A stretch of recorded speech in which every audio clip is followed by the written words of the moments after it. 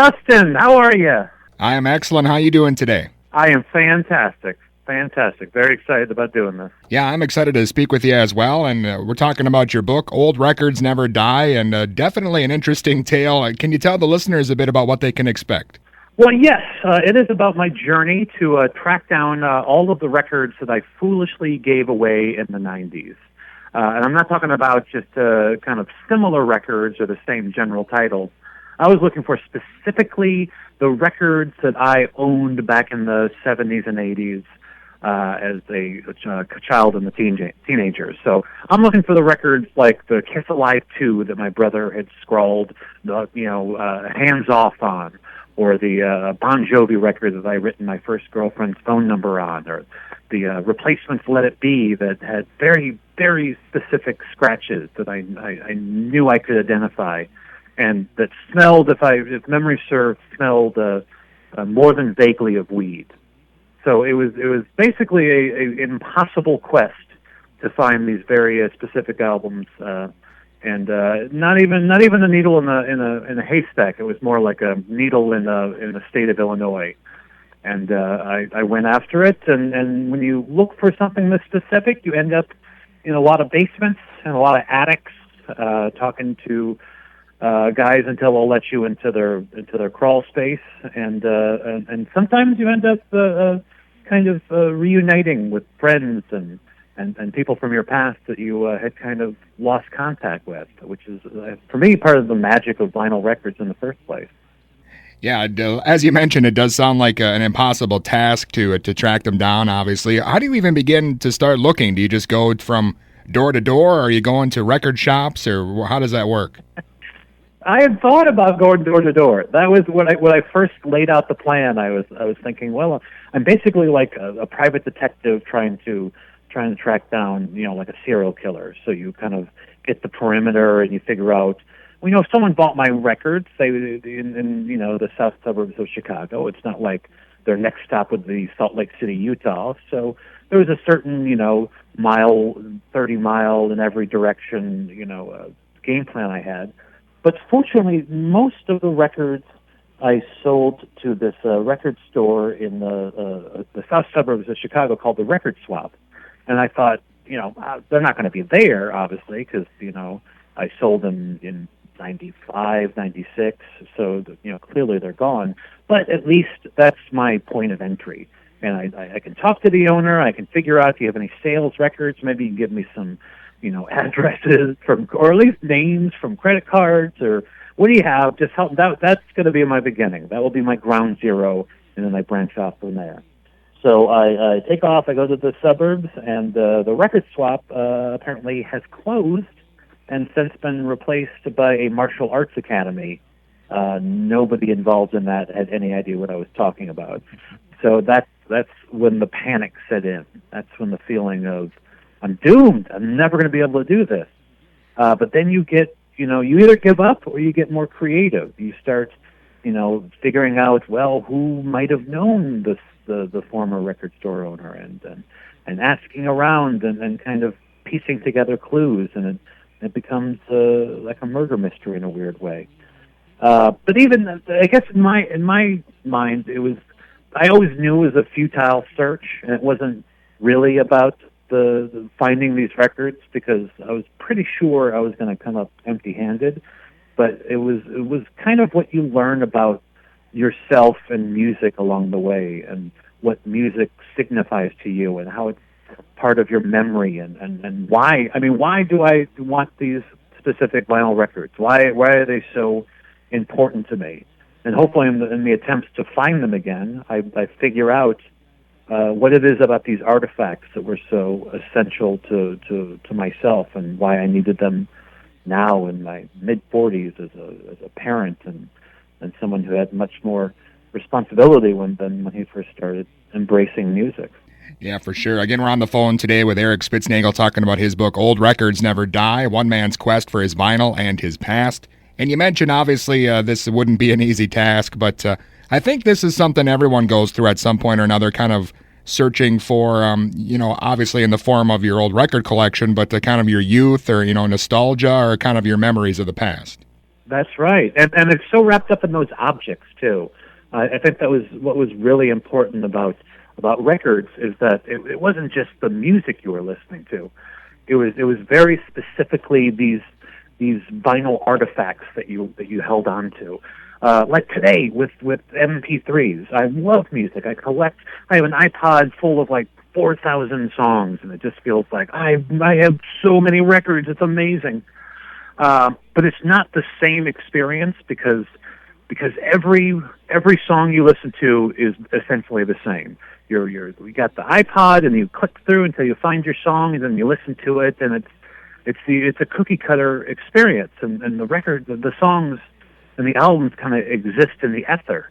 But when you have records, what was so amazing for me about records is that every listening experience was unique, because every record was unique. Every record had a particular feel to it, and not just obviously like U2's Joshua Tree is a different record than the Replacements' Let It Be, but just the feel of the materials and the weight difference between the two of them was different. And record sleeves, I've always felt are like skin. They get weathered over time. They get wrinkles. They get scars, and that it's kind of this document of your experiences of what you've shared with these records. So sitting down and listening to a particular record, and you take that black orb out of the sleeve, and you put it on the record player, and you kind of delicately drop the needle down there, and you listen to this record, and you study the cover art, and it's a really personal, unique experience,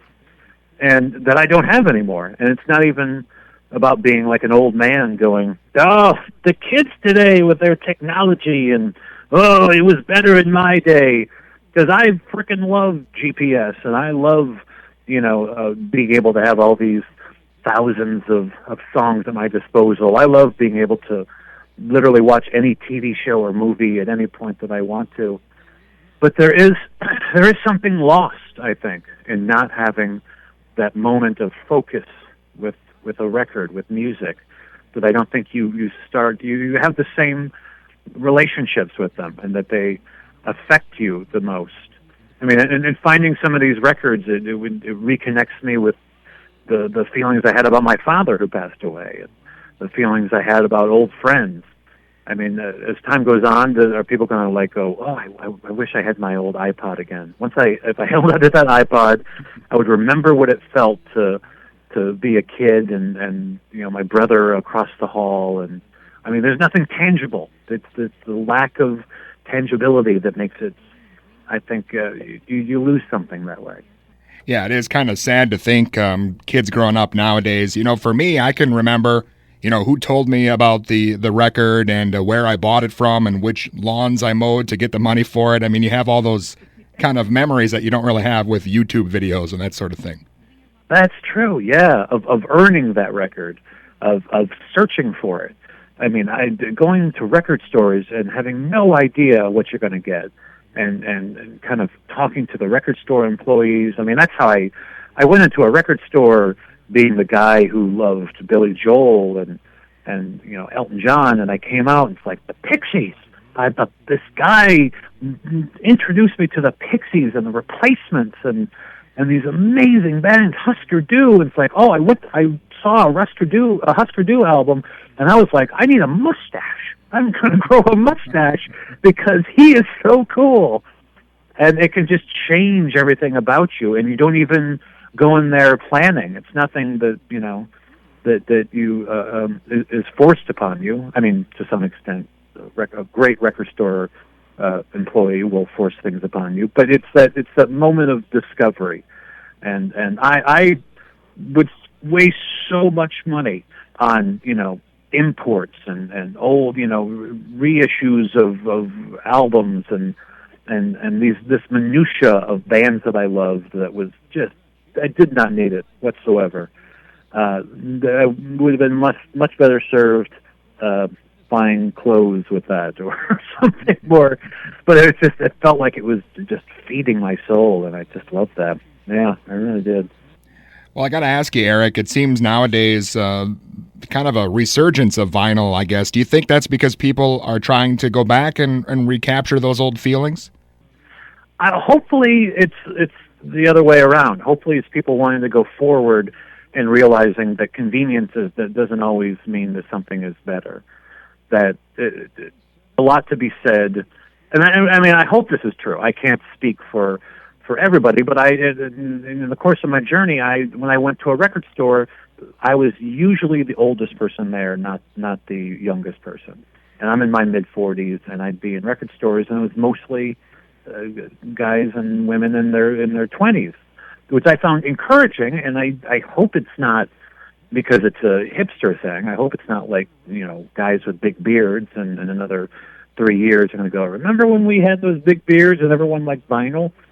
But it seems hopeful that there's this realization that the tactile world is interesting, and not to say like we don't need the internet, we don't need all of that. I'm never throwing away my digital files. I love them, but I think that owning a record and owning many records is a good thing, and it forces you to pay attention more, and it forces you to appreciate a relationship you can have with music. And I hope people are doing that. I mean, what I got out of the journey is that I found some of the records I thought I was going to find and didn't find many more, but it reintroduced me to the joy of the search. And now it's not even about looking for my old records anymore, although I still do that. It's about just looking for music in record stores, whether it's newly released music or music that's a few years old or music from the past. I mean, finding things the way I used to find things. I remember when I first discovered Funkadelic's Maggot Brain, and I found the record, never heard of Funkadelic, and no idea what this record was going to be. It could have been banjo music for all I knew. But that woman she's buried up to her neck, and she's kind of screaming or singing, I don't really know. And then Maggot Brain. What does Maggot Brain tell you about the record? Nothing. It's just mind-boggling to me. And I was looking at, this is so confusing because there's none of the indicators of the type of music you're going to get. I mean, it could be soul. It could be, shriek goth metal. I really don't know. And I was at one of those stores where they didn't have you can go check it out and listen to it. So it's like, well, Funkadelic, funk, it must be funk in some way. I like funk music. And those kind of risks, for every Funkadelic Maggot Brain, there's, dozens of terrible decisions, but that's kind of comes with hunting and gathering. And it's worthwhile. And I'm introducing my son to it. My son is 5 years old now, and he loves record stores. He loves, coming with me and digging through crates and finding something that he thinks is going to make me go, what the heck? So there's a joy in that. There's a real joy in that. Absolutely. Again, Eric Spitznagel's with us. His book, Old Records Never Die, One Man's Quest for His Vinyl and His Past, is available now. And I know you have a lot of other books out as well. Is there anything else you have coming up, or maybe something you want to leave us with? I don't. Who knows? Maybe a sequel. I don't know. Right now, I am so immersed in the idea of music, and not even specifically vinyl, but the music and its connection to our memory and our past and our future. So who knows? I have a website called Records Never Die, which I hope people check out because that has a lot more about the book.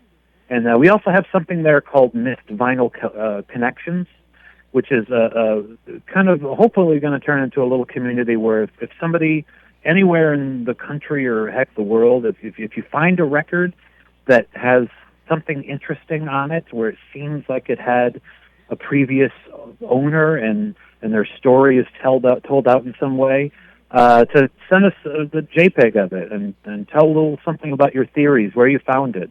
I mean, I went and looking for my records, I found this record, this Lionel Richie record that had been marked up, and one of the songs about love was circled, and Amy plus Brian, but then inside the gatefold there was signs of relationship trouble, and somebody had drawn a penis in there, and then Amy had talked about how some boy she liked was really cute, I just look at this album. It's like, did we see this relationship fall apart on a Lionel Richie album? And it was fascinating. Like, in the backside, it's Amy and Brian forever, and in the inside, Amy's liking some other guy, and there's a penis. What happened, Brian? Are you out there? Do you want your record back? And can we find out what happened? Are you and Amy still together? Are you dancing on the ceiling, or is it all over? So I wanted to put that record out there, and then that kind of led to other people sending me some images and giving their theories on what the stories that are being told on these records, or why certain things were marked up in certain ways, and it's fascinating. It feels like archaeology sometimes. I just love trying to figure out what stories are being told on records, because if anyone found some of my records, there are definitely stories on there. I mean, the Kiss Alive 2 album with Hands Off scrawled across the front. You got to think, like, well, what does this mean? What's going on there? Well, again, Eric, I know we got to run, but again, I'm looking forward to finishing the book. Old Records Never Die. Thanks a lot for being on with us today. My pleasure, Dustin. Thanks for having me. All right, you bet. Have a good one. Same to you.